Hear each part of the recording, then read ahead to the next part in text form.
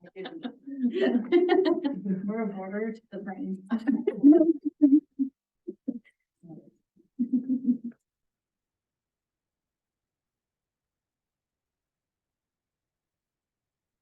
Thank you.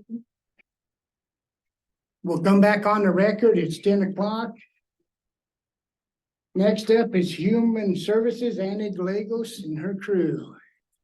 Morning, everyone. So we wanted to start presentation today with the recognition of the options for long-term care and saving complete staff. So they are in attendance in the room behind us. They will be officially transitioning to Rocky Mountain Health Plans on March 1st. They're continuing to transition clients, transition data, lots of fun things that they are working on for our individuals and in the community and families that receive these services.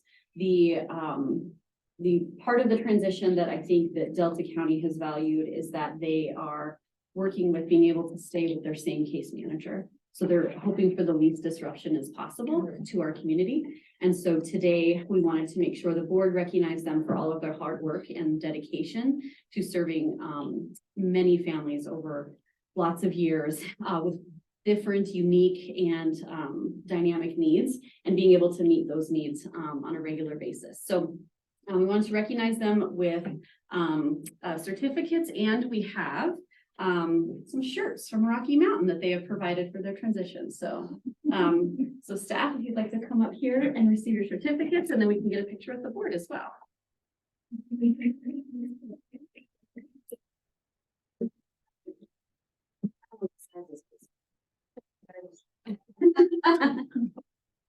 Right. Thank you. Twyla. And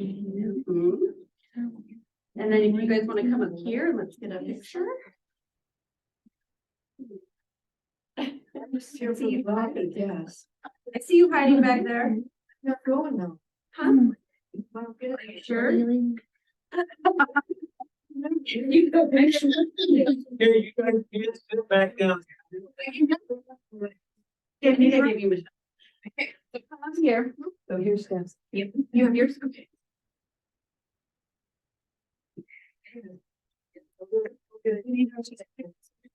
Okay. Oh, that. Oh, we're doing all the way. Yeah, all the way back.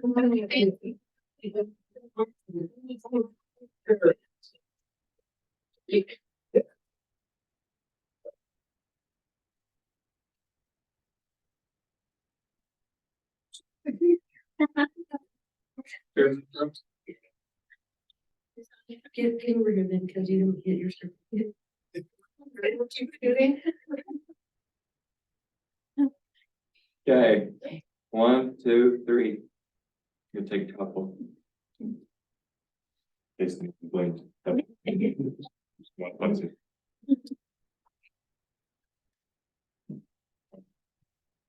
Well, thank you all for your dedication to Delta County.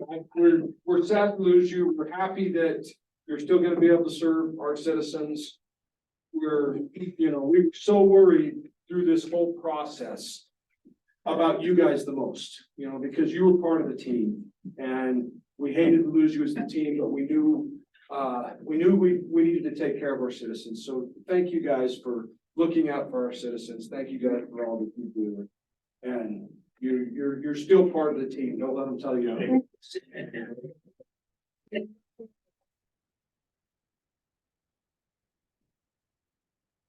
So as you all head back to the services building, there's surprises awaiting you. And we'll meet you. Thank you.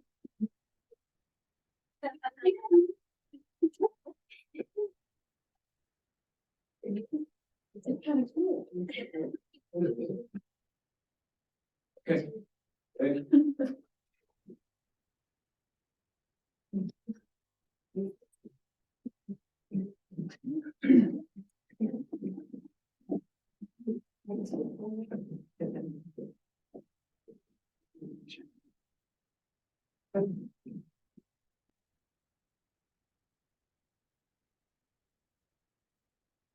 Alrighty, next we will start with financials, and Nicole, I believe she has circulated the payables report. I did. You'll see there is a decrease from last month, just because last month was end of the year, end of the quarter billing, catching up on some NF MOU payments. So it is a little bit less than it was last month. If there are any questions regarding the payables report. No, And then overall, we're about 9.2 under for the year, so we came at spending 90.76%, which is pretty good. And then we did submit some what they're called as SDAs, so we will be getting some county funds back from some incorrect errors on the state part, which we should submit, which is exciting. If there's any questions on that. no.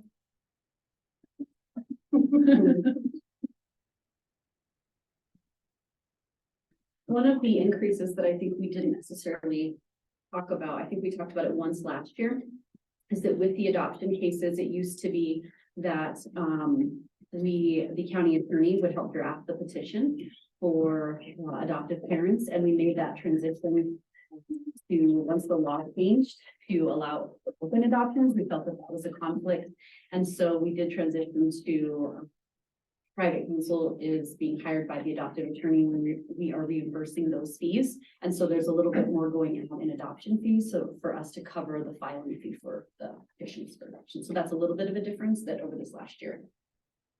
It's a change. Thing I didn't see, was the line item for lottery. Used to be able to, if somebody won the lottery and they were in arrears and child support, it would show up there. And I think just once or twice since I've been here, we've accumulated some money for that. But did they do away with that, or is that still? We just may not have any lucky participants. Okay. But it's still there. It's the very bottom, right above the total, but it's zeroed out. So, but what would be interesting is I could get with Albert to see when the last time that happened and what that total was, and I could report that time as well. That's all right. I was just curious anyway. It'd be interesting to see. Okay. Any questions on the financials other than those? Nope. Okay. So the next agenda item we have was the legislative forum that Commissioner Supas and I attended in Denver. He provided the honorary opening remarks for the legislative forum, which was great. And we presented to directors and those within the within the legislative forum, they invite every representative and senator for the districts or for the counties and their districts. And it really depends on if they want to go or not. We did have a good response this year of who attended, and they provided a fact sheet about eligibility. And they provided a presentation on eligibility and child welfare. So they have just finalized the video. So I will be sending that out to you guys as well. It's very impactful. And I think the response in the room, it helped understand day to day what eligibility technicians go through, and day to day some of the crises that child welfare is going through as well. So I added in 2 of their graphs and from their presentation, just looking at the Medicaid increase and the SNAP increase, looking at active cases where we know that SNAP since 2019 has seen a 26.41 increase, as well as a 31% increase in Medicaid. And with that next page there, the county work on hand overtime has increased significantly, as well as the renewals. So we're looking at, even if you just look at the big 11 numbers, you're looking at 137% increase in workload. So when we were advocating at that time for specifically for that 16.7 million that was not included for county admin in the most recent governor's budget, that was a direct consequence of why we were advocating as much as we were. And at the same time, we just found out just last week that the JBC did approve for that funding to be permanent now within the county admin line, and then also added an additional 15 million statewide. So we are looking forward to be able to continue to support our eligibility technicians doing this work as it has just continued to increase. One of the other things they announced at the presentation is that a lot of counties, especially big counties, have mandated overtime at this time, and we have not. We've been fortunate to continue to utilize overtime, but we've not had to mandate it. And so just the stress and burden that I think counties have felt with this increase. is significant.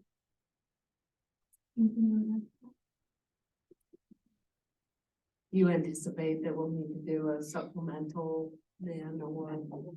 I don't think so. Okay. This is, I mean, I think we'll be set through this piece. I think we are feeling confident about that. And HICPUF also did a request for funding too. So there is funding coming in, and so I think we'll be okay. And it would probably go in, it's gonna be for 2025. 24, 25 fiscal year, so yeah, won't be this fiscal year. Okay. The next one is the contract that you may have already received from DocuSign. And that is the Medicaid incentives contract, and they do this contract every year. So we have submitted what that contract looks like, but it will be signed through DocuSign. So Lori can kind of present the highlights from. Yeah, so they, the Medicaid incentive contract, basically sets targets and incentives for counties to meet based on timeliness and, accuracy of eligibility determination. And so they've created actually a couple of different dashboards that they're now looking at monitoring, where counties are at, how they're meeting their accuracy and timeliness, to meet those goals to receive that incentive. So far, we've been on target to meet those incentives. We have been, since I think the incentives started, we've been able to meet all of those targets. So, yeah, that's. I think the increase in funding to the incentives is about $10,000 more than it was last year, I think, as well. So I think it's like 66,000 this year, 56 last year, I believe.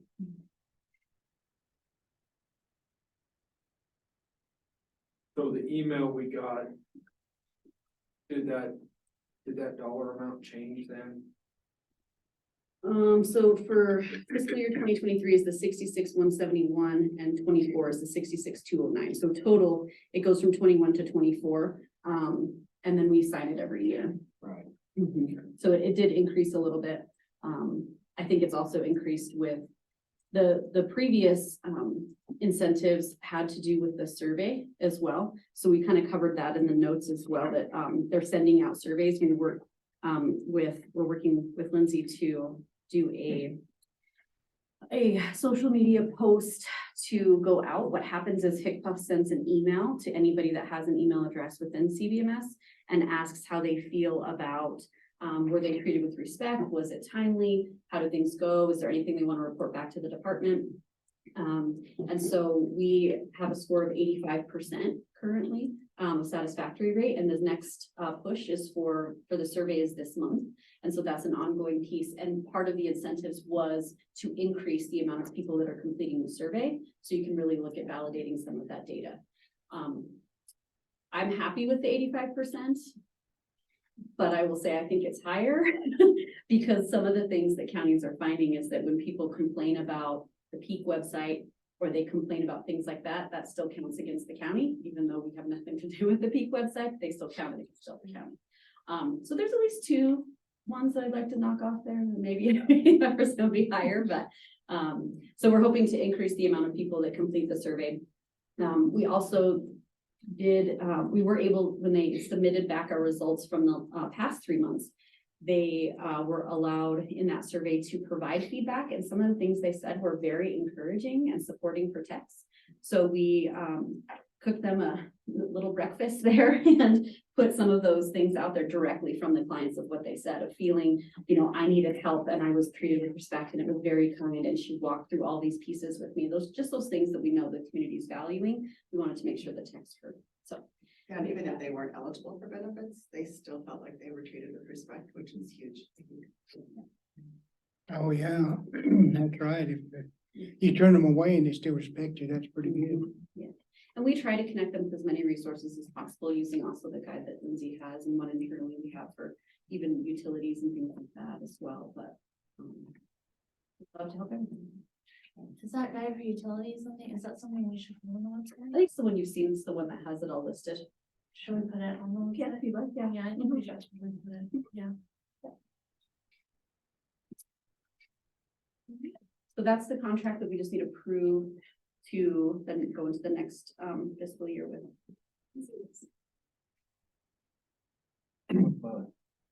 I'll move that the board approve and authorize the chairman to sign the amendment number 3 of the county incentives contract. Contract number 2021 CMIP 016A3 with the current contract expiration of June 30th, 2024, and the dollar amount of $66,209. Authorize the chairman to sign. Second. Motion and second on the floor. Any further discussion? If not, all those in favor say aye. Aye. Aye. Okay. So I will direct them to have you sign that piece. They originally sent it to me. I wanted to make sure that they sent it to you, so I will confirm with them today. And it says 2021, is that just? It goes 2021 to 2024, and then we Okay. sign every year, so there's a Okay. different dollar amount Okay. here. Thank you. It's a plus interesting way of contracting. Moving over to child welfare and adult protection, we still are struggling a little bit with staffing. We have 2 positions open in child welfare and we have 1 position open in adult protection, but we have interviews upcoming, and so we are hopeful that we will fill those positions. And then anything you want to add? Just that the child welfare specifically had, 2 high severity assessments in January that we were required to report to the state. After that entire process is done, which could take a few months because it depends on criminal charges and those resolving, the board will receive a redacted report with more information about those 2 cases. To provide extra support for the staff, we did utilize our triad office, EAP benefits, and provided some much needed debrief and trauma awareness training and support for the staff. That's a hard position. Mhm. Holy cow. actually very sad to hear that. That level. Yeah. And I think the staff, they really felt the support, and when we are working on how to make that more ongoing. We used to have, his name was David Conrad, and he would come from the state every 90 days and do some work with the caseworkers, and that contract with the state has ended. So now we're exploring pieces of what can we do to make that more regular, on a regular schedule for the staff. Yeah, we need to do something there. Maybe we can do something happen. Yeah, Eric Cooper came and sat with the staff for several hours, and some of the impact wasn't even just in child welfare as well. There was other parts of the building that was impacted, and so they had the ability to utilize those services as well.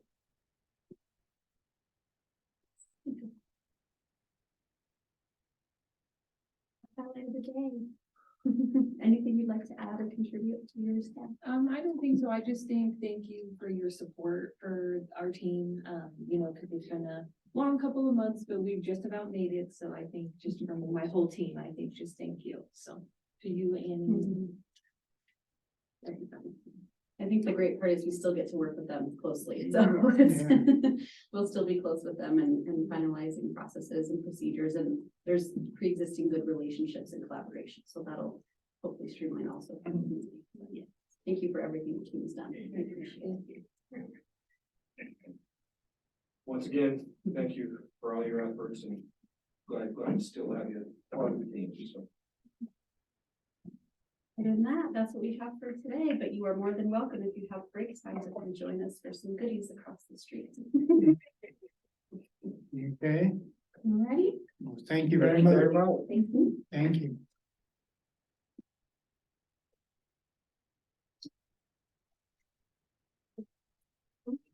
Is there anything else that needs to come before the board? I have none. None? But we'll go ahead and adjourn for the day. Thank you very much.